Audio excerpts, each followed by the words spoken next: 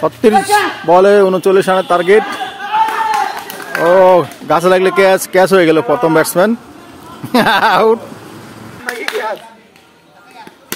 আবার এই গাছে লাগলে ক্যাচ, মানে গাছ টাচও কিন্তু ক্যাচ আউট আছে। একটা গ্রামে খেললে এই নিয়মটা অবশ্য হয়, অনেক ব্যাটসম্যান এইভাবে আউট হয়ে যায়।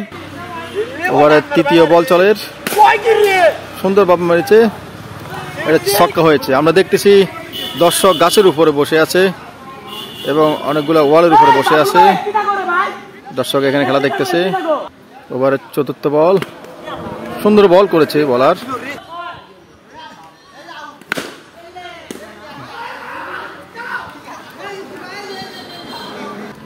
ওভারের শেষ বল, দেখা যাক কত রান হয়।